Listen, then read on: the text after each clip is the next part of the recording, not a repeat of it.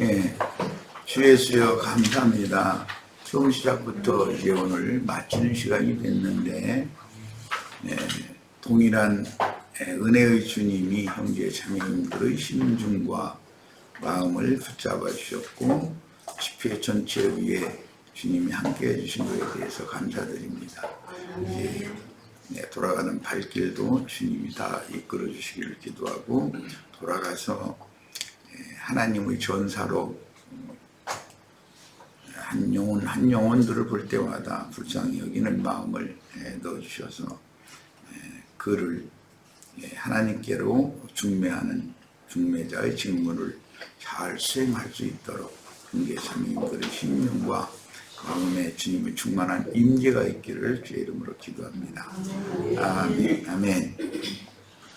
자, 오늘은 이제 드디어 찬치 마지막 날이 됐는데 40페이지의 하단 보겠습니다. 구름 수레를 타고 오시는 주님께로 이끌려 올라감, 제목입니다. 오늘 주 시간에 나눌 주제입니다.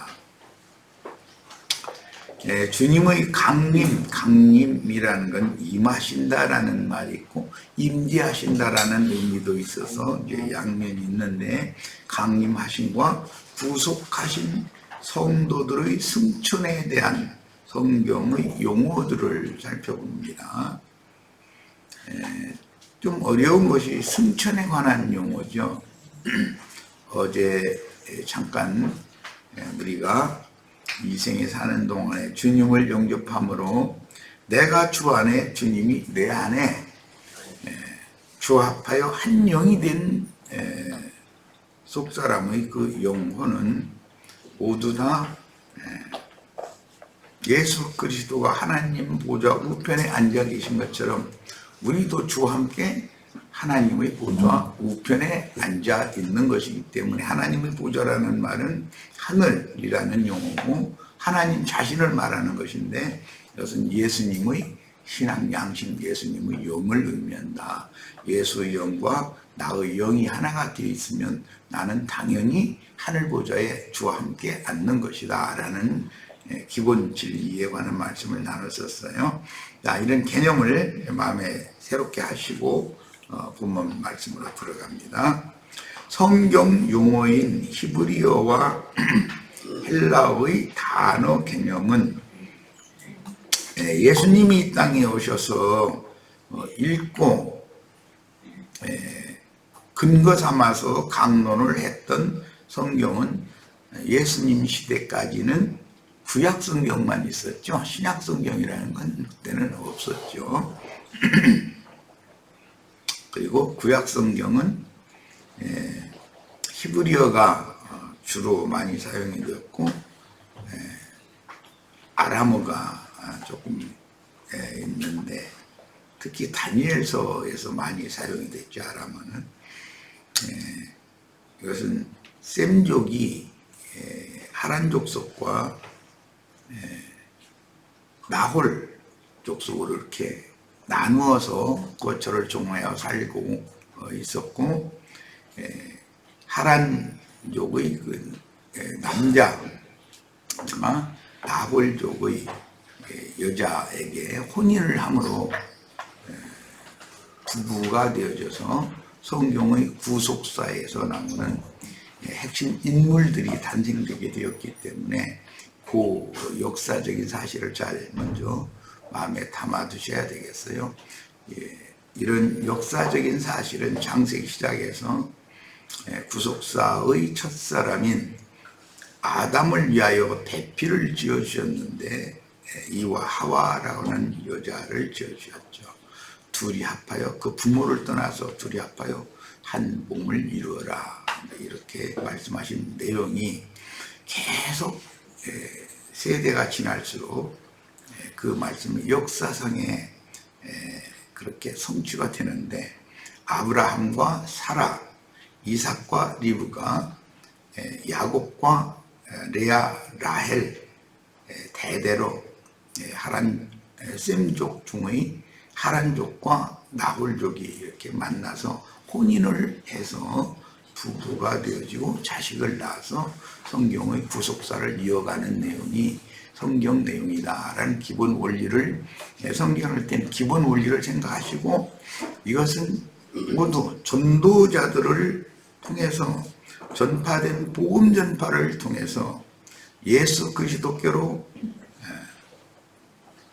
구속받은, 즉 지난 모든 죄들을 용서받고 깨끗이 씻음받고 가려 주심을 받은 영혼들이 예수 그리스도께로 혼인하는 것에 대한 모형이다라는 것을 마음에 잘 담아두시고 오늘 이제 말씀을 참고하시면 됩니다. 그러면 주강림이라는 것은 한 청년과 한 처녀가 혼인을 하면 남편과 아내가 되어져서 둘이 한 몸을 이루게 되는데, 이것은 신랑이신 주님이, 하나님의 성령이 사람의 구속받은 사람의 지난 죄과 용서받은 사람의 영혼 속에 들어오시는 것. 혼인을 하면 이게 무슨 말인지 다 아시겠죠? 어른들이니까. 자, 이것이 주의 강림이다라고 말한다는 거예요. 그런데 강림하시는 목적은 죄인의 죄악된 세상에 오셔서 구속받은 사람들과 혼인을 하시고 나서 영원한 하나님의 집으로 데려가기 위해서 주님이 강림하시는 거예요. 인자 예수가 오신 것이 한 번 있고, 구속을 이룬 후에 그 영이 오셔서 그 다음에 영적으로 거듭난 영혼들을 하늘 집으로, 하나님의 조소, 신랑의 집으로 데려가는 거예요. 이 세상은 모든 구속받은 성도들의 친정집이죠. 본토 친척 아비 집을 떠나라고 하는 말은 뭔 뜻이죠? 세상을 떠나서 하늘아버지 집으로 돌아가자 그 말이잖아요. 처녀가 청년을 사랑해서 혼인을 하게 되면 친정에서 살 수는 없죠. 본토 친척 아비 집은 다 떠나야 되는 거지. 왜? 자기 집을 찾아가야 되기 때문에. 자, 이제 우리의 집은 하나님의 나라, 하늘이지 저주받은 땅이 아니다. 예, 생각이 다 바꿔주셔야 되겠어요. 그러니까 주님의 강림이라는 말씀을 다룰 때는 두 단계가 있는데, 인자로 세상에 찾아오시는 면이 있고, 이건 죄인들을 구속하러 오시는 거예요.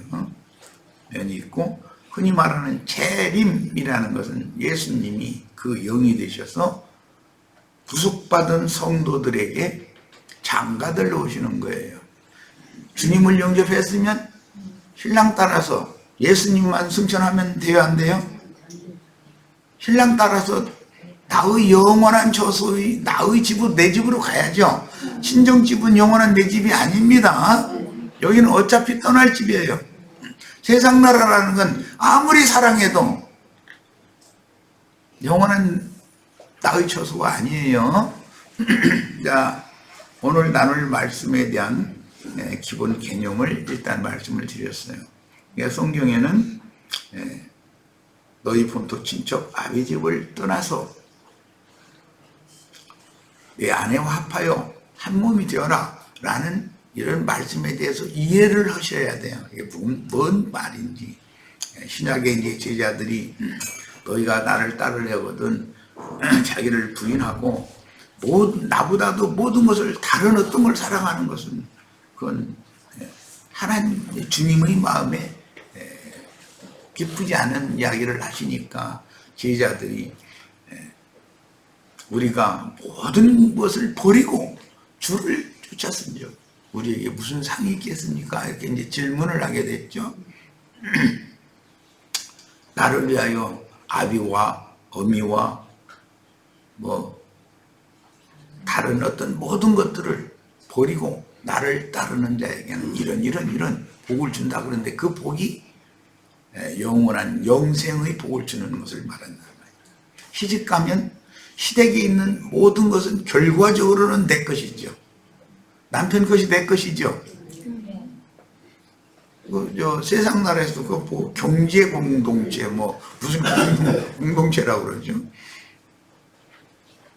시댁의 시아버지, 시어머니 것이 내 남편에게로 의존되고 내 남편 것이 내 것이에요. 그래서 내가 내 남편과 합하여 낳은 자식에게로 상속해 주는 거죠.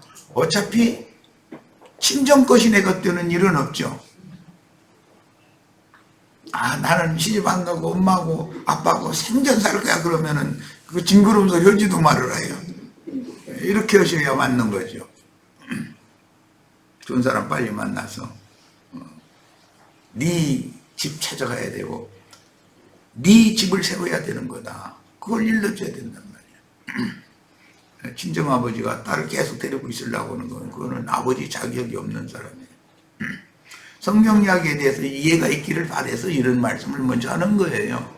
오늘 나눌 말씀, 구름 타고 오시는 주님이라는 것이 재림한다고 그러죠, 흔히들. 그 영이 왜 오시느냐 이거예요. 죄인들을 구속, 속량해서 그 죄인들을 하늘 아버지 영원한 집으로, 자기 집으로 데리고 가서 자기 가정을 세우려는 거예요.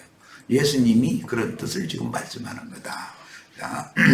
자, 성경 용어인 히브리어와 헬라어의 단어 개념은 주님 편에서는 인간 세상에 오시는 상태를 나타내는 용법이지만 사람 편에서는 주님께로 가는 것이다.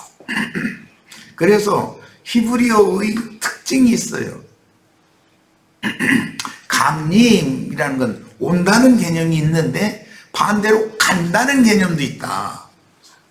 임한다 그러는데 사람은 주님께로 가는 거예요. 히브리어에만 있는 특별한 개념이란 말이에요. 세상에는 오는 것은 오는 거고 가는 거 가는 거고 다르잖아요.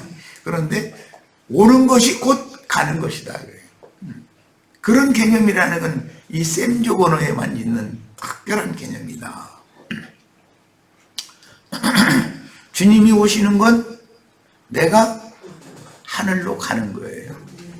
그 주님의 재림이라고 할 때 나는 성천하는 거예요. 그런 개념을, 이게 히브리어만 갖고 있는 특별한 개념인 거예요. 온다라는 개념은 곧 간다는 뜻도 된다. 그 다음에 그래서 같은 단어라도 문장에 따라서 어떤 경우는 주님께서 강림하시다 혹은 이르시다 또는 오시다 라는 개념이고 어떤 문장에서는 우리가 주님께로 들려 올라간다 라는 양면의 개념이 교차되는 개념이 있다. 이 히브리어의 특징이다. 그 다음에 아래는 성경에서 주님의 강림하심과 나타내심, 우리가 하나님께로 이끌려 올라감이라는 양면의 교차 개념이 있다는 건 잘 염두에 두셔요. 이런 히브리어와 헬라어의 보편적으로 많이 사용되는 단어입니다.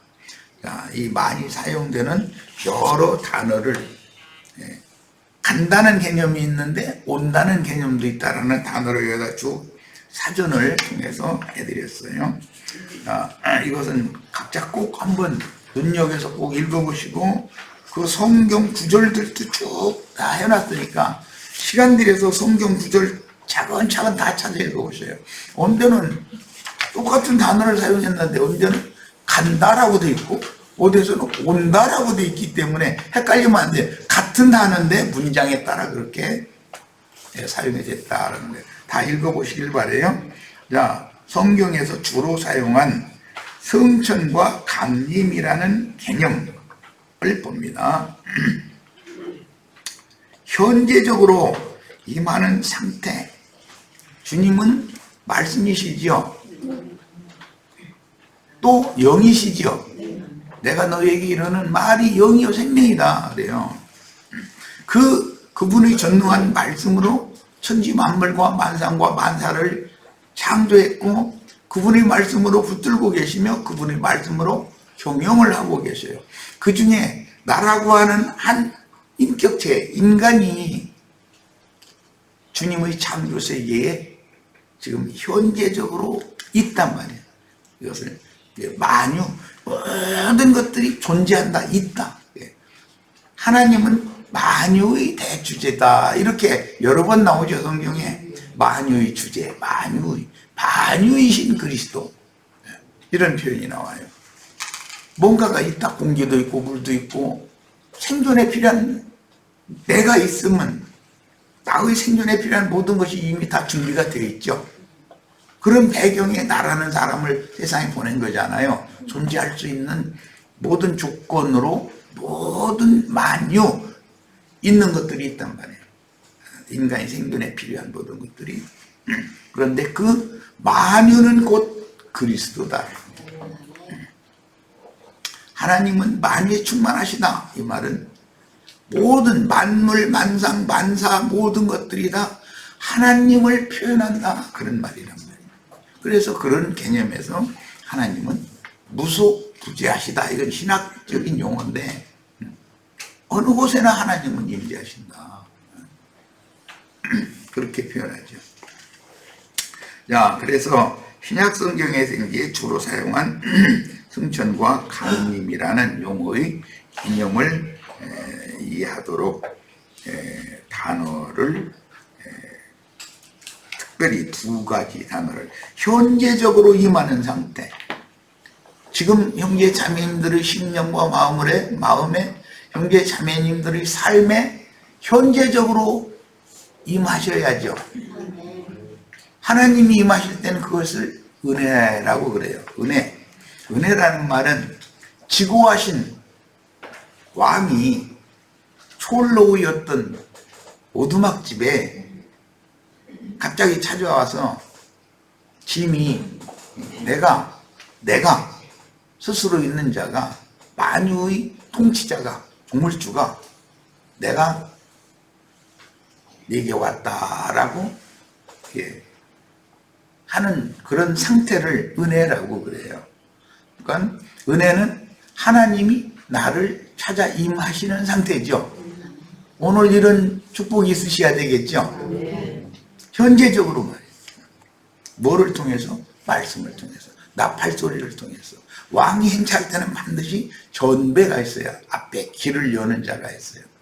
침례자 요한은 전배죠. 예수님이 내 뒤에 오시는 이가 누구냐? 왕 중에 왕이 오신다. 길을 열어라. 그래서 길을 평탄케 하는 작업을 하러 요한이 앞서서 오는 거예요. 요한이 부는 나팔이 왕이 오신다는 소리다.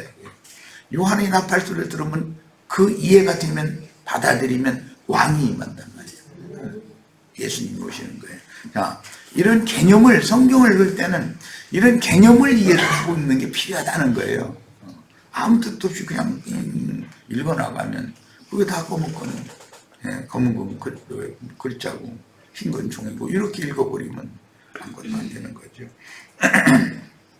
자, 그 다음에 이것도 우리 형제 자매님들은 다 여기 성경 구조를 내가 수도 없이 많지만 이걸 그래도 꼭 찾아 읽어야 되겠다라고 하는 그런 구절만 한 20가지씩 이렇게 해놨으니까 꼭 이 자료를 가지고 가시면 다 찾아 읽으셔야 돼. 여기서 이걸 다 찾아 읽으면 뭐 오늘 시간이 나가버리니까 안 되고.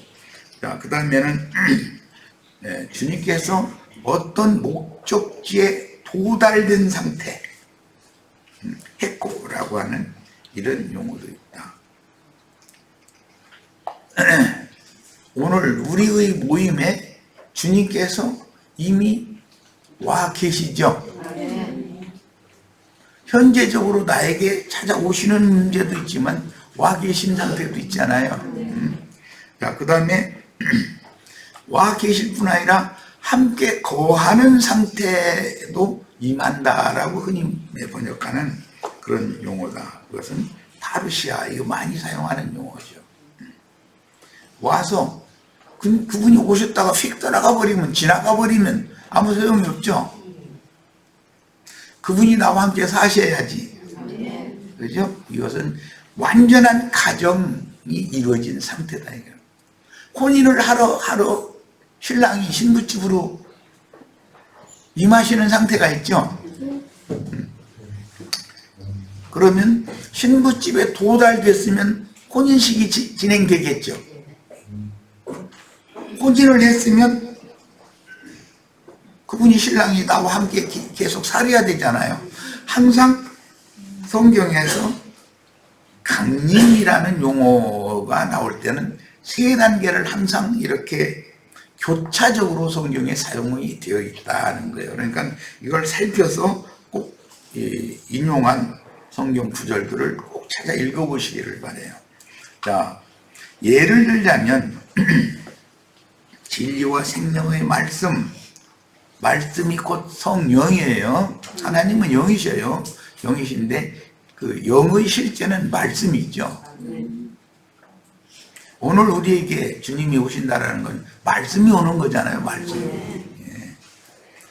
말씀이신 주님이 내 안에 들어오시려면 은혜의 말씀, 은혜의 성령을 부어주셔야 하는데 은혜 받을 만한 자들의 영을 감동하셔서 내 속으로, 나의 심령 속으로 들어오시기 위해서는 나의 영혼에 은혜를 입혀서 부드럽게 만들어 놓으셔야 돼. 강박하고 완고한 영혼 속에 주님이 들어오실 수가 없죠. 그래서 사람의 마음을 감동시켜 놓는 거예요, 우선. 그 다음에는 그분의 은혜의 말씀, 생명의 말씀, 진리의 말씀이 내 속에 부어지는데 이런 것을 기름 부음이라고 그래요. 남편과 아내가 합방을 하면 기름 부음이 있죠. 그것은 무슨 자연현상인 것이지 억지로 어떻게 기름을 갖다 들기름 갖다 참기름 갖다 사람 머리에 막 붓고 막 안 쓴다고 천주교인들처럼 그렇게 한다고 되는 일이 아니잖아요. 성경이 말하는 기름 부음이라는 개념을 이해를 잘 하시기를 바라요. 내가 그리스도와 합하여 한 몸을 이루고 있는 확실한 증거가 있다면 나에게도 기름 부음이 당연히 있는 거예요. 남편이 나를 사랑하는 증거예요. 기름 부음을 받으면 그 기름 속에 생명의 씨가 있단 말이에요. 생명의 씨를 강팍한 땅에다, 황토 땅에다가 씨를 관계로 이렇게 쏟아 놓는다 해가지고서 그 씨가 발화돼서 자라서 또 열매를 맺고 이렇게는 못 하잖아요. 정성껏 잘 땅을 파고 흙을 고르게 하고 거름도 넣고 이렇게 하고 씨를 정성껏 심어서 싹이 나게 하고 농부가 수고해서 길러내야 되고 이런 과정이 다 있는 거잖아요. 예. 그런 뜻에서 내 아버지는 내 아버지는 요한복음에서 말씀하실 때 그 구절에 뭐라고 이렇게 단어 생각이 안 나는 모르겠네. 예수님이 아버지의 농장에서 일하는 농부라고, 난 농부다 이렇게 표현을 했어요. 그럼 농부는 농사 짓는 사람이잖아요. 남편은 아내의 태에 기름을 부어서 씨를 심어서 천국 농사를 하는 사람, 그게 농부예요. 그런 의미를 가지고서 셈족이 사용하는 그런 내밀한 은밀한 개념을 가지고 말씀을 증거한 거예요. 그런데 사람들은 그 의미를 잘 이해를 않고 그냥 읽어 나가는 거예요. 그러니까는 은혜를 받을 수가 없는 거죠. 오늘 이런 말씀 증거를 통해서 성령의 기름 부음이 형제 자매님들의 심령과 마음의 충만이 임재하시기를 바랍니다. 그러면 은혜가 나에게 임하면 모든 문제가 다 해결되죠. 주의 기름 부음이 있으면 모든 문제는 다 해결되는 거예요. 염려, 근심, 고통, 미움, 분노 다 사라지는 거예요. 행복한 거예요. 그런 상태가 영원히 이어지는 것을 영생이라고 하는 거예요. 이해하셨겠죠, 이제? 네. 우리는 어떻게 영생을 얻는가? 어떻게 영생을 취하는가? 주님께서 어떻게 우리에게 영생을 주시는가를 지금 말씀을 나누는 거예요. 모든 사람들이 이런 영생을 얻게 하는 데는 형제 자매님들이 중간 역할이 필요하다 이거예요. 이것이 가나안 땅 전쟁으로 상징이 되었다. 땅을 정복한다라는 것은 사실은 사람의 마음을 예수 그리스도께서 점령한다라는 뜻이에요. 그럼 예수님은 강간하는 하나님이 아니에요. 은혜를 입혀서 스스로 열고 주님을 받아들이게 만드는 능력이 있는 분이다. 전능자라고 그래요. 하나님은 무엇을 강요하는 분이 아니에요. 그런데 율법의 하나님, 모세가 가르친 하나님은 강제하는 하나님, 강요하는 하나님이었죠. 예수님은 은혜를 주시는 하나님. 자기 스스로를 열고 스스로 주님을 영접하게 하는 게 전능한 분이죠. 그런 능력이 있는 거예요, 하나님은. 우리가 믿는 예수님은 그런 능력과 권위를 가지고 계셔요. 자, 예를 들자면 진리와 생명의 말씀이신 주님이 내 안에 들어오시려면 은혜의 말씀, 은혜의 성령을 부어주셔야 하는데 은혜 받을 만한 자들의 영을 감동하셔서 은혜가 임하면 영이 감동을 받죠. 그러면 주님을 향해서 나 자신을 열어놓는다. 그럼 주님이 내 안에 들어오시는 거예요. 혼인의 원리 이제 충분히 이해하셨죠? 마음을 열고 말씀을 믿음으로 심령에 받아들여서 주님을 영접하면 주님은 내 안에 들어오시지만 기름 부음을 통해서 말씀 씨를 심으러 오신다 그 말이에요.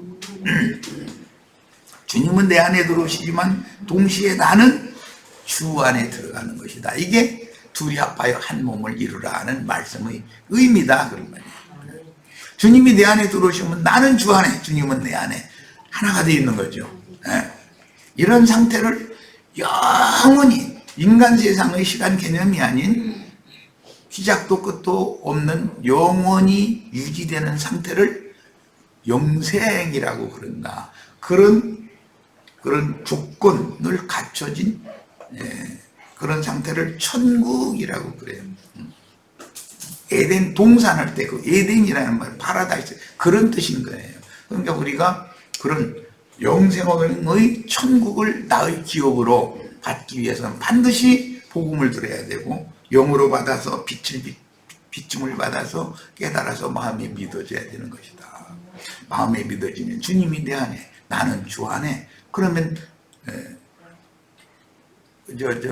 미국에서 오신 분들 everything okay 이렇게 되는 거다. 자, 또 주의 날이 호련히 임하여 나타나지만 나는 호련히 주의 날을 맞아 그 날에 이르게 된다, 도달하게 된다. 이것은 영이 거듭났어도 당연히 자라는 과정이 있다라는 말이에요. 그런 면도 있다는 거예요. 거듭난 것이 다가 아니다. 자라는 면이 있는데 그것은 주님께서 정해놓은 어떤 한계에 내가 이르러야 된다. 어린아이와 주님이 부부관계를 계속할 수는 없죠. 할 수 있을 수가 없죠. 둘이 수준이 맞아야 되는 거죠.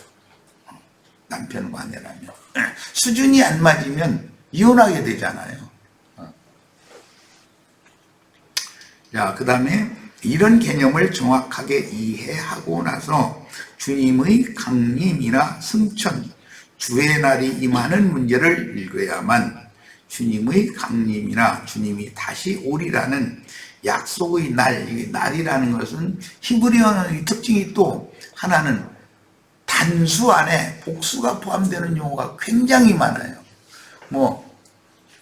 그 때라고 되어 있는데 날들로 구성이 되어 있단 말이에요.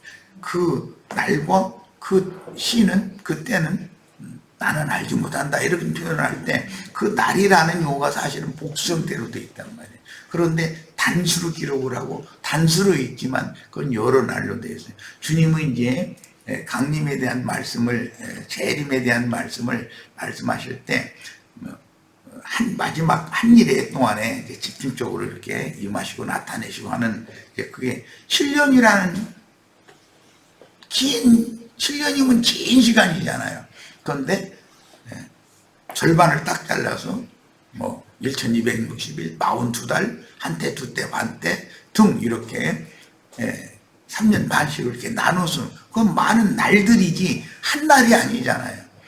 주님께서 이제 그런 개념을 이해시키기 위해서 인자의 날 하루를 보고자 하되 너는 볼 수 있다 없다? 여러 날 거쳐서 오시는 거죠. 여러 날이 지나면 처음에 은혜를 받았는데 그 은혜가 나중에 지나고 나면 그건 어린아이 때 내가 사탕 가지고 오시는 주님을 만났을 때 기쁨이었고 지금 누리는 주님은 차원이 다른 것을 시간이 지나면 본인이 다 알 수 있죠. 성경을 읽으면 다 보이잖아요. 이제 들리고. 그렇게 약속의 날이라고 하는 용어는 복수 형태로 되어 있는 것이 이 히브리어의 특징이다. 그래서 그런 정확한 개념을 파악하면서 읽어야 된다. 이 생에서 말씀을 들을 때 성령의 말씀을 내 영 안에 받아들이면 새 영으로 거듭나서 새로운 피조물이 되는 것이며 혼의 구원을 이루어 온전케 되어가는 동안에 첫 장막의 겉사람인 흙집은 당연히 낡아지고 부패되어지고 벗는 중이다. 우리 인생을 살다 보면 어제 목욕했는데 하루 지났는데 하루 만에 또 여전히 허물이 때가 많이 나오죠. 왜 그러는 거죠? 세포가 자꾸 분열되기 때문에 새 걸로 하나님은 날로 새 것이 밖으로 밀어내면 어제 조성되었던 구성되었던 그러니까 지난 날은 자꾸 벗는 것이죠. 허물 벗는 거잖아요. 허물 계속 벗잖아요. 아니 무슨 때가 며칠 전에 목욕을 했는데 오늘 샤워하는데 때가 밀리네. 왜 그런다고요? 옛 나를 벗어버리고 새 나가 자꾸 올라오는 것을 보여주는 표상이다 이 말이에요. 그럼 때 뺏기는 얘기만 하시면 안 돼. 그럼 무식한 사람이야. 세포가 다시 분열돼서 새 것이 올라온다 이거예요. 옛 나는 벗어버리는 거예요. 새 나가 자꾸 날로 새로워지는 거예요. 이런 것처럼 사람의 속사람도 말씀을 듣고 누리고 깨닫고 할 때마다 새로워지는 거예요. 혼인했을 때 신부 때만 계속 있으면 되겠어요? 안 되겠어요?